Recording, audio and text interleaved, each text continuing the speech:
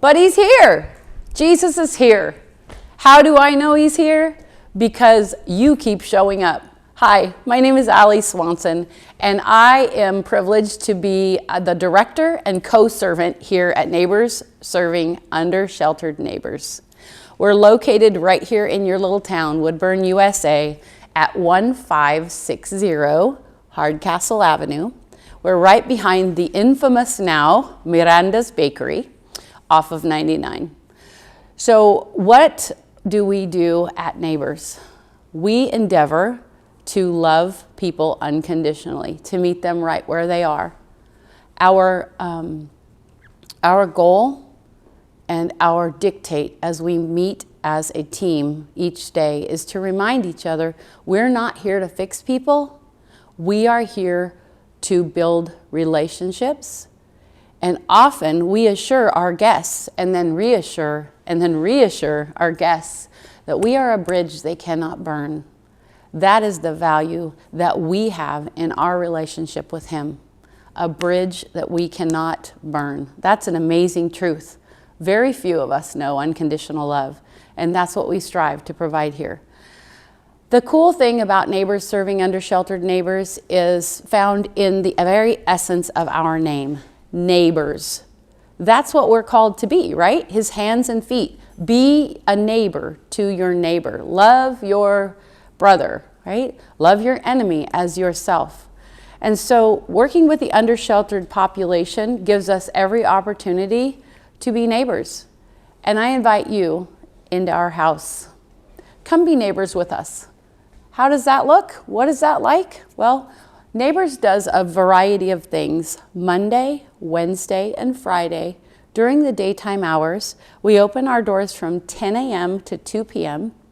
and we invite our neighbors in who are unsheltered or undersheltered. What does that look like? Undersheltered might look like a family of 6 or 10 or 12 living in a single bedroom in a house or an apartment and just getting by, right? Don't get me wrong, their rents are high. This is an environment that's tough to live in this time, in this place. But for such a time as this, right? Like that's why we're here. Undersheltered looks like a guy living in his car in the parking lot, or a gal living in her car, moving parking lot to parking lot. Undersheltered looks like someone having the same spot under an overpass or in the jungle or in someone's field for several years. Chronically homeless means just that. I have been without a home for a great period of my life. That's who God called me to serve. And that's who we serve here at Neighbors Serving Under-Sheltered Neighbors. But it's not about me. It's all about him. The best part about this is that I can invite folks just like you to give him the glory too. And that's what we do here every single day.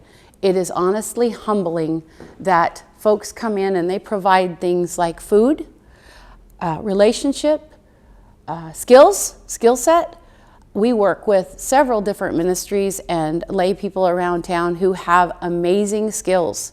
One of the other cool things that God is doing here is he's provided us money to change this building to meet the needs of those that he has called us to serve. One of the ways he's doing that is providing 2 completely ADA accessible bathrooms with showers. Once that is done, it is my dream that we would continue to partner with the Aquatic Center in off hours, etc., but we would curtail that so that the general public has greater access to use those facilities, and the population who we serve specifically, we cater to, would have the opportunity for a more private shower in a more home-like environment here in the building that God has provided for us to do that. And that's, again, one of the ways you can help. We go through an insane amount of towels. You want to make a regular trip down to the Aquatic Center, grab their towels, make sure they have shampoo, soap, shavers, shaving creams, deodorant, all those things. With your help and with the grants provided, we provide all those things so that folks don't have to worry about where they're going to find shampoo for their hair, or where they're going to get powdered for their feet. Because one of the biggest medical issues that people who are homeless face is their feet being infected. And so what we do here, and I say we because we are a village here. It is an amazing, beautiful thing. What we do is with every appointment we make, with every connection we make, to make sure that our folks are attached to OHP. It's there. We provide it as taxpayers. Why would we want their problem to become chronic when we can help them fix it, nip it in the butt, so to speak? So our professionals work with the professionals here in town. We work with them to build the empathy that it requires to treat someone who Jesus would treat. That's hard. Think about that. Brother, you smell bad. You're filthy. Your language is not clean. You might be missing teeth. Talk about the least of these. Take that judgment hat off right now. But for the grace of God, therefore go I. This is one of the most powerful truths that I can tell you about how we know Jesus is here.